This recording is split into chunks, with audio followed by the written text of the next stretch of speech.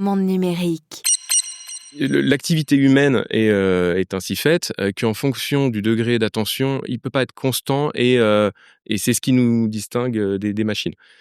Encore une fois, les radiologues, eux, sont formés, ont une intelligence clinique avec beaucoup d'années d'expérience, heu, mais ce petit plus de l'IA, effectivement, les distingue d'un radiologue qui n'en utilise pas.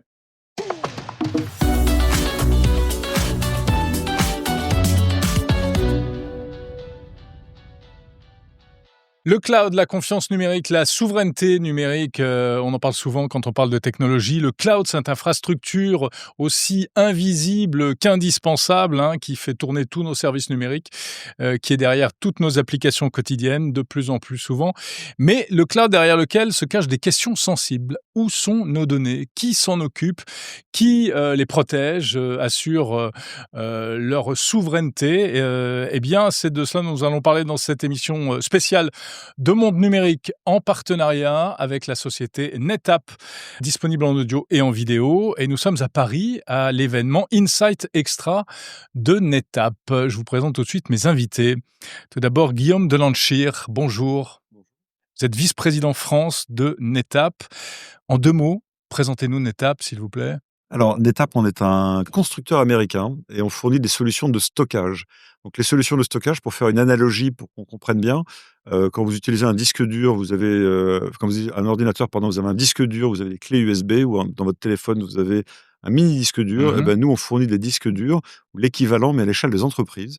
Donc, nos gros disques, qu'on appelle des baies de stockage, sont dans ce qu'on appelle des data centers, qui sont des endroits dans lesquels vous avez des machines qui servent en fait à l'informatique des entreprises. Les data centers, là, ça y est, c'est passé dans le langage courant. J'essaye de vulgariser tout le monde a au compris que maximum. notre vie était dans les data centers. Une grande partie. Une grande partie, en tout cas. Mais vous fournissez, quand on précise bien les choses, de l'intelligence dans tout ça. Alors, on fournit une couche logicielle. la couche de stockage. Elle est à la fois physique, donc vraiment physique. On pose les données, il faut de la capacité, et également logicielle, parce que les données, un exemple très rapide, vous prenez des données de santé, par exemple. Lorsque vous avez des données de santé qui sont écrites quelque part, elles ne sont pas écrites à un seul endroit, elles sont écrites à plusieurs endroits simultanément. En redondance. C'est de l'actif-actif dans plusieurs data centers, de façon à ce que s'il y a un problème sur un data center, un incendie par exemple, les données ne soient pas perdues. Voilà. Bien sûr, on va en parler avec notre autre invité, mais juste un mot encore avec vous, Guillaume. Cet événement, Insight Extra, qu'est-ce que c'est? À qui est-il destiné? Alors, c'est un événement annuel et on a la chance de réunir notre communauté de clients et de partenaires dans un endroit. L'objectif de la journée est à la fois de célébrer un petit peu tout ce qu'on a fait l'année précédente et également de partager un petit peu les innovations qu'on peut avoir et donner un petit peu les trajectoires d'innovation et technologique qu'on met à disposition de tout. Voilà, c'est pour ça que nous sommes dans ce lieu absolument magnifique, en plein cœur de Paris. Pour tout vous dire, il s'agit du Pathé Palace, qui a été rénové il y a peu de temps et dont vous pouvez apercevoir une partie du décor derrière nous. À vos côtés, Guillaume, un autre invité, Paul Caillot, directeur commercial de la société Télédiag, qui, comme son nom l'indique, est une entreprise de télédiagnostic. C'est bien ça. Mais plus précisément, quelle est votre activité ? Donc, Télédiag, c'est plutôt un projet de nature médicale. Initialement, c'est un projet médical qui a été monté il y a quasiment 15 ans, qui partait d'un constat un petit peu simple, qui est qu'on manque de praticiens, notamment de radiologues en France, et que la démographie n'aidant pas, le sujet va s'accélérer. En fait, c'est plurifactoriel et on rentrera dedans tout à l'heure, mais donc on avait besoin de trouver une solution, de faire du diagnostic à distance dans des conditions extrêmement sécurisées. Et c'est un projet qui a mûri comme ça, on a commencé effectivement avec un site. Aujourd'hui, on accompagne 325 établissements. Donc, diagnostic à distance, c'est-à-dire que les médecins, ou pas des médecins d'ailleurs, ça peut être aussi des... Précisément, c'est pas forcément des médecins. C'est là où il y en a pas parfois. Et typiquement, c'est le manipulateur radio, qui est en fait un technicien formé, diplômé d'État, qui va se substituer, là, en l'occurrence, par exemple, un médecin, pour envoyer ses examens, donc positionner le patient, procéder aux acquisitions, donc, que ce soit en scan, en IRM ou en radio standard, et qui va du coup nous permettre d'avoir accès via donc l'image qui va être transportée dans des VPN à cette data vers nos radiologues. Et chez vous, voilà, il y a un pool de radiologues. C'est ça. Et c'est eux qui analysent les datas. C'est ça. Donc, il y a 800 radiologues. Donc, c'est un projet qui s'est monté un petit peu de manière un petit peu incrémentale. Et aujourd'hui, effectivement, il y a 800 radiologues qui sont impliqués dans ce réseau-là. Donc, ça représente 11-12% de la communauté radiologique française. Donc, c'est pas marginal du tout comme projet. et qui appuient donc des CH, des CHU, des centres de cancérologie, des plus petits centres, ce qu'on appelle des centres médicaux de santé, donc locaux associés à des mairies. Donc je vais, pour passer une radio Tout ce qui est une dans table, l'un de ces ouais. centres, je vais pas forcément rencontrer un médecin, Non. mais évidemment, ma radio, elle, sera vue, analysée, décryptée par un médecin. Et c'est d'ailleurs le sens de l'histoire, c'est-à-dire Bien qu'aujourd'hui, sûr, ouais, j'allais dire, les radiologues ne voient pas de manière systématique leurs patients par faute de temps. Évidemment qu'ils ont envie de faire de la médecine comme ça, mais ils ont aussi tout un tas de contraintes médico-organisationnelles qui font qu'on n'y arrive pas. Alors, il y a 2 dimensions dans ce que vous faites qui nous intéressent. C'est, il y a une dimension IA, j'imagine qu'on va en parler, hein, Absolument. pour, l'analyse des radios. On sait que c'est un domaine où l'intelligence artificielle permet beaucoup de choses.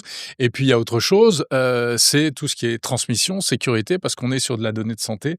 Donc évidemment, c'est hautement sensible. Et là, on en revient au thème un peu de cette émission, qui est la souveraineté, la protection, la confiance de nos données. Guillaume de Lancher, cette fameuse souveraineté numérique dont on entend parler tous les jours ou presque, pour vous, c'est quoi? Alors, le principe de souveraineté est assez difficile à définir. J'ai eu la chance d'être invité au Parlement européen pour justement échanger sur ces sujets-là. On a un vrai sujet dans la définition même de ce qui est souverain. Parce qu'on pourrait imaginer que ce qui est souverain, c'est une entreprise qui doit être française, Mmh, qui mmh. fabrique des solutions de stockage françaises, et cetera. En France, il y a pas de solution, il y a pas d'entreprise comme la Ah nôtre. non, on peut pas être 100% Clairement pas. français ou Donc déjà, européen. il y a un sujet par rapport à ça. Ensuite, vouloir de la souveraineté à tout prix, si vous travaillez, on a beaucoup de clients, notamment des labos pharmaceutiques qui sont internationaux, qui ne sont pas qu'européens. Donc leur donner accès à finalement, des données qui seraient ou un data center qui serait souverain, mais pour les opérations qui pourraient avoir lieu, à Singapour, par exemple, Mmh. ça n'a pas de sens non plus. Ouais. Donc le principe de souveraineté, on ne l'appréhende pas avec une logique, de localisation des acteurs ou de provenance des acteurs. On le détermine par rapport à une confiance et par rapport à ce qu'on appelle, nous, en anglais, le trusted vendor. Mmh. Donc on se revendique comme étant un acteur de confiance et on travaille sur des niveaux de transparence et d'information par rapport à notre société, de façon Mmh. à inspirer et à donner confiance. C'est-à-dire qu'en gros, vous dites: «OK, on est américain, mais vous pouvez quand même nous faire confiance». Exactement. On est américain, pour telle et telle raison, vous pouvez nous faire confiance. Je ne vais pas rentrer dans les détails, mais clairement sur des problématiques de gouvernance, de Mmh. gestion de Bah, notre c'est propre intéressant quand même les sécurité détails parce informatique. qu'il faut nous le prouver qu'on peut vous faire Non, confiance. non, bien sûr, mais l'idée, c'est on est transparent sur notre gouvernance. On est Ouais. dans un pays, notre siège est aux États-Unis, donc il y a des lois américaines qui peuvent s'appliquer en Europe pour Et oui, certaines. le fameux Cloud Act, hein, Tout à fait. qui Donc terrorise un on est peu les Européens. Tout à fait. Donc, on est très transparent sur tous ces sujets-là, et c'est important de l'être. Transparent également sur tous les sujets financiers, Mmh. par rapport à la façon dont la société est fondée, et cetera. Donc, ça, c'est un premier sujet. Et deuxièmement, ce qu'on fait, c'est que nos technologies sont utilisées par nos clients en France, mais nos clients peuvent être totalement indépendants par rapport à ces technologies. Que de quelle manière? Typiquement, vous pouvez avoir, on n'a aucun accès depuis le siège aux données qui sont sur les machines chez nos clients parce qu'elles sont totalement étanches. D'accord. Mais Et il faut même sa si la justice américaine vous le demande? Non, oui, absolument. En fait, on est, nous, dans un cadre où on fournit des technologies à des clients, et ce sont à nos clients de prendre les mesures qui leur permettent d'être compliant, d'être, avec les règles françaises. Conforme? Et OK. un bon exemple, c'est que beaucoup d'acteurs en France ont une accréditation qui est celle de l'ANSSI, qui est SecNum Cloud, Mmh mh. et Mmh. NetApp est dans énormément, je crois que je ne veux pas dire le chiffre, mais peut-être 90 des acteurs, qui sont certifiés SecNum Cloud utilisent NetApp, derrière. D'accord. Paul Caillot, donc cette sécurité des données, le fait de vraiment pouvoir garantir, aux clients, bah, en l'occurrence, vos clients, c'est nous tous, quoi. C'est Absolument. tous les Français, potentiellement. Comment est-ce que, vous pouvez, garantir alors il y a cette notion de centre, agréé, il y a le SecNum Cloud, mais pour les données de santé, il y a même un cran au-dessus, hein? Alors pour nous, l'alpha et l'oméga, c'est effectivement la certification HDS, HDS, voilà, donc ça qui veut dire hébergeur de données de santé. Voilà, ça, Donc c'est un truc, que donne l'État, enfin l'ANSSI en l'occurrence, qui dit: «OK, eux, on peut leur faire confiance, c'est un c'est cloud, qui est compatible c'est une données de santé». certification qui va au-delà de l'ISO 27001 qui est déjà assez exigeante, Mmh mh. qui va, agréer finalement un centre, pour du stockage de données, qui concerne tout le monde, donc de données de OK. santé. Donc vous travaillez qu'avec ça? Ah moi effectivement, je ne peux pas me soustraire à cette obligation-là et on n'a jamais imaginé le faire autrement. D'accord. Donc aujourd'hui, nous, on a Et ça garantit quoi, pardon? pardon. Ce HDS, ça garantit quoi? Alors des conditions, de manière générale de contrôle, sur le centre qui héberge les données. Effectivement, les réglementations sont drastiques, Ouais. pour permettre, la sécurité, la réassurance de l'inviolabilité des Ouais, données. parce qu'il y a même ça passe même par de la sécurité physique, hein, on le sait, dans les Oui, data il y a centers, on rentre pas comme dans un moulin, je pense qu'aujourd'hui, en plus, les normes ont évolué puisqu'on s'est tous rendu compte qu'un data center était inflammable et donc ouais. qu'il fallait, des normes, spécifiques qui dépassent même le strict cadre effectivement juste des baies, ça concerne tous les pans, physiques, également et environnementaux de ces centres. Et comment vous faites alors, pour garantir tout ça? C'est Alors, redondance, encore une fois, nous, on travaille, dans plusieurs, centres, HDS. On a choisi effectivement, pris le parti d'avoir 3 centres distincts. 2 dans une logique de réplication des données, à chaud, donc ils communiquent, heu et Guillaume l'évoquait tout à l'heure, actif-actif, pour avoir une réplication à chaud des données si, l'un des 2 avait une défaillance. Et on a, en silo, complètement, isolé de tous ces sujets-là, un autre data center et là dans une logique différente qui est dans une logique, finalement, de cyberattaque. mmh C'est-à-dire qu'on ne stocke pas de données patients dans ce silo-là. En revanche, on peut reprendre à chaud une activité, puisque notre activité, nous, elle est critique. C'est-à-dire qu'on prend en charge des AVC. AVC, c'est 20 minutes, hein, pour ouais. rendre un compte rendu.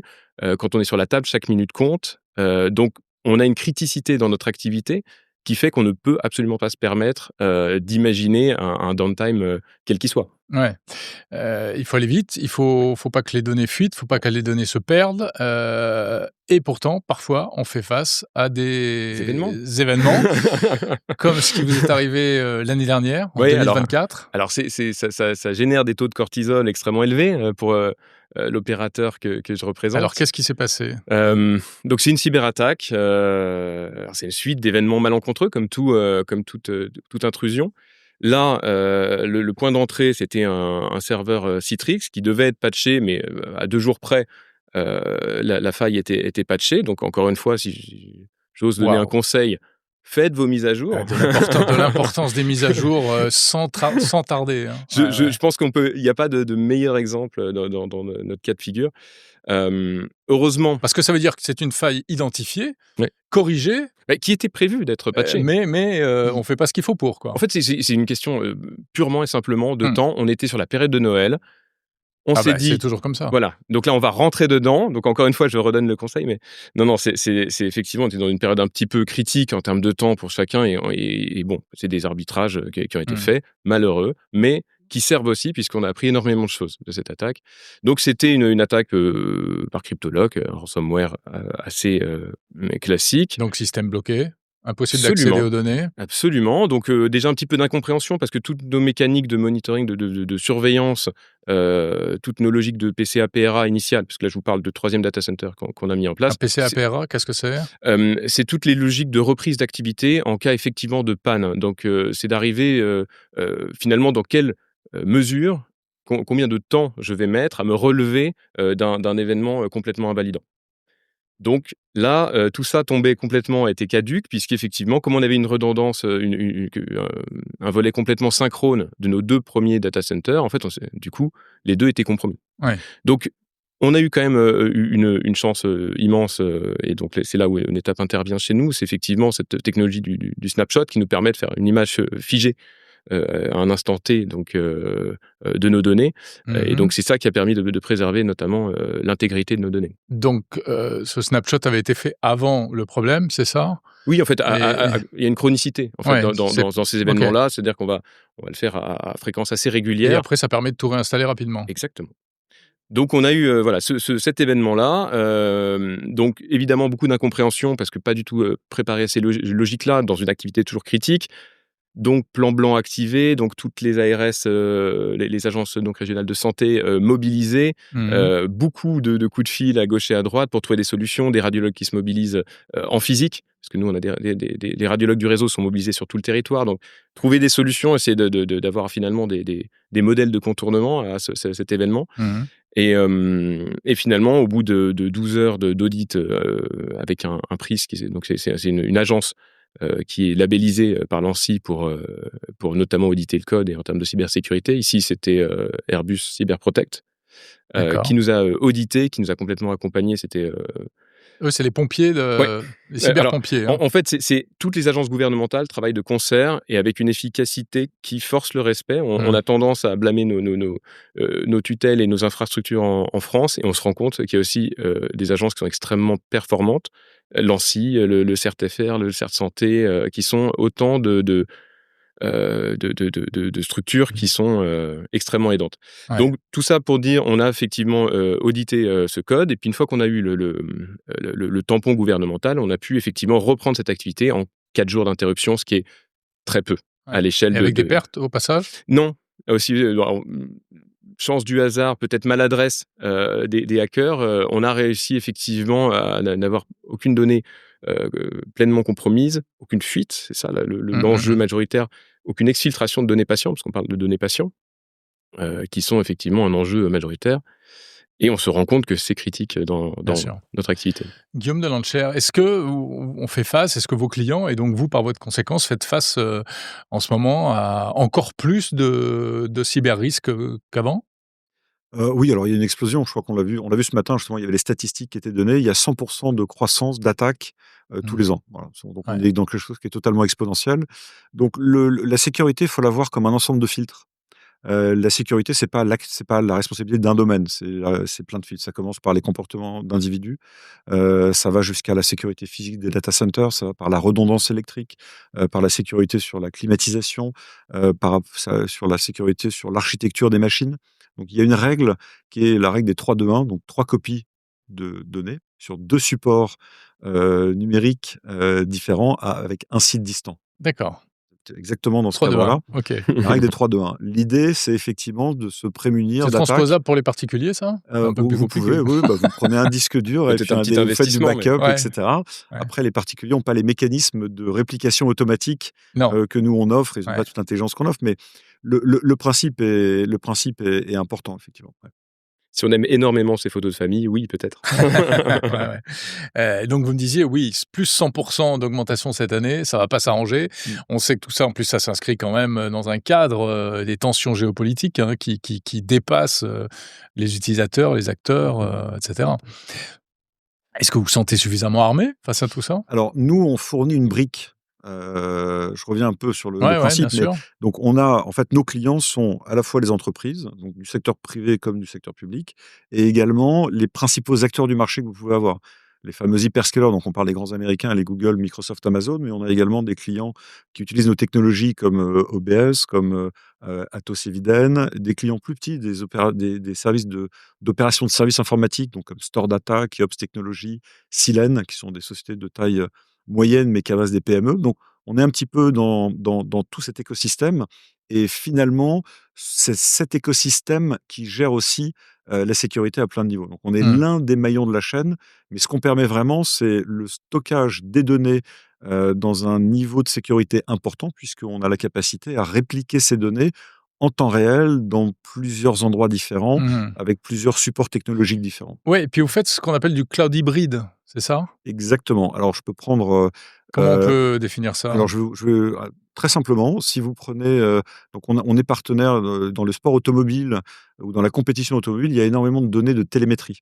On a ici aujourd'hui un représentant de Porsche Motorsport, puisque Porsche en compétition utilise NetApp. Alors je vais vous expliquer ce qu'ils font. Ils travaillent avec Microsoft et Amazon Web Services.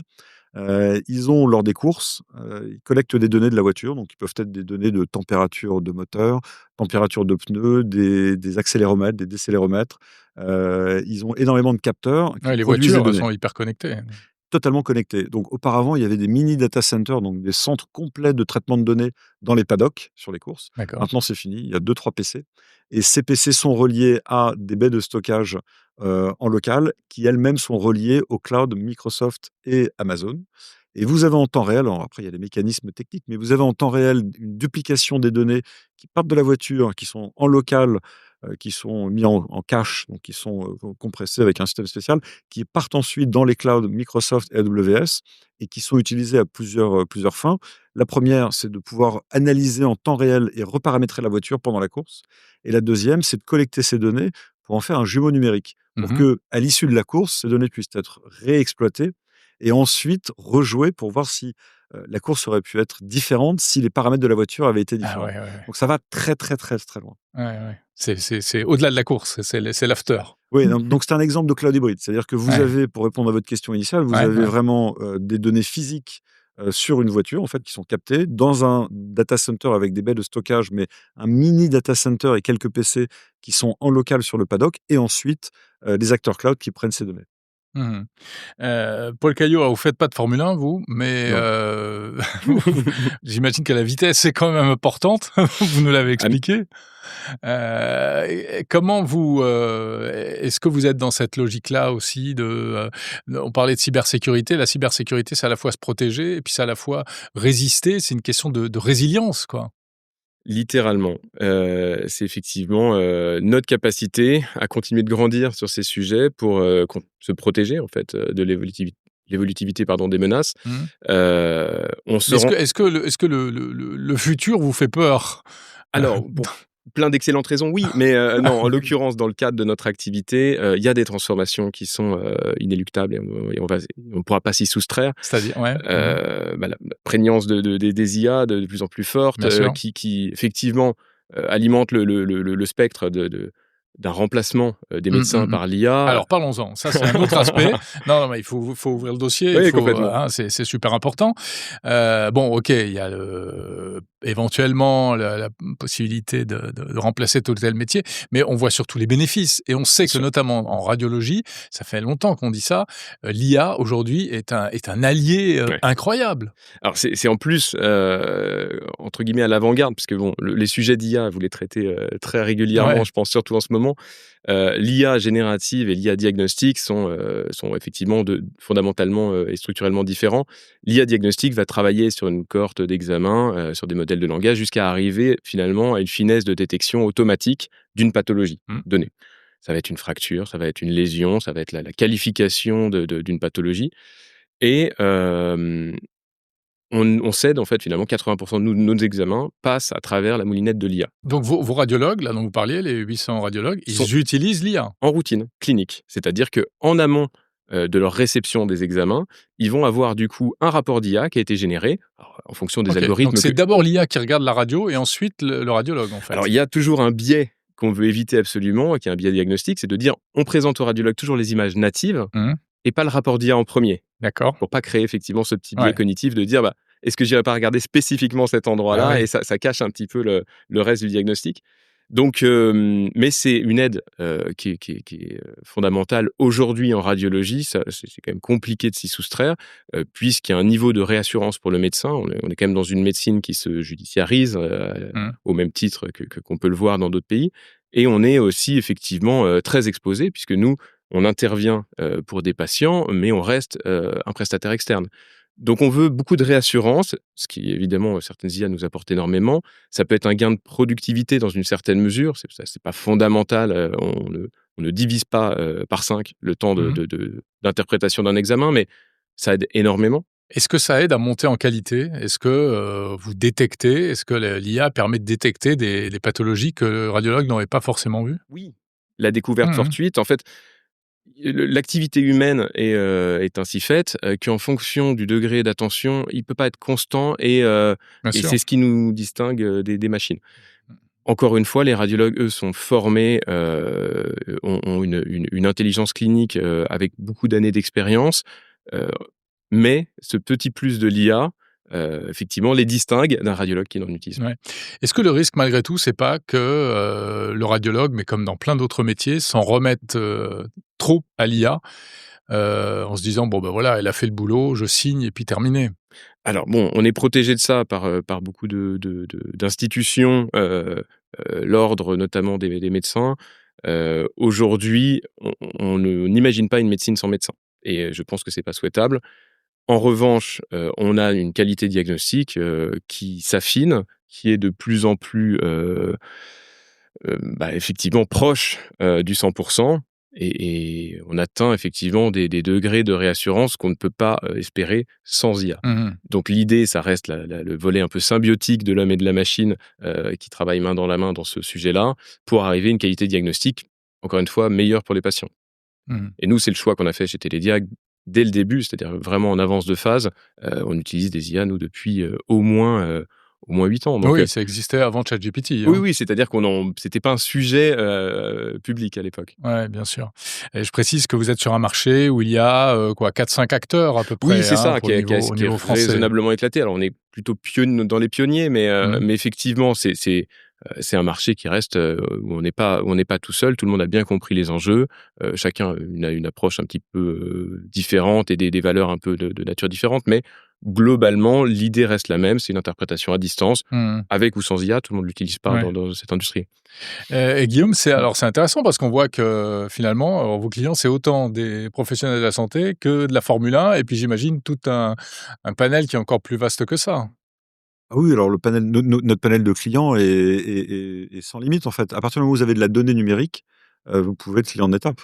Mmh. Donc on a des banques, on a des sociétés d'assurance, on a, de l'industrie pharmaceutique, du manufacturing, des fabricants de pneus, des fabricants d'avions. Enfin, on est vraiment, des Ouais. ministères, Mais est-ce que vous l'armée mettez en avant, c'est française. quoi? Alors c'est la confiance, c'est la sécurité, la Alors ce qu'on met en avant avant tout, parce c'est que les c'est pareil, vous n'êtes pas le seul acteur, sur le marché du cloud. Il y a un monde fou, non, hein? non, bien sûr. Alors ce qu'il faut bien distinguer, c'est qu'il y a 2 dimensions dans la manipulation des données informatiques. Il y a le stockage. Alors le stockage, il y a une dimension physique.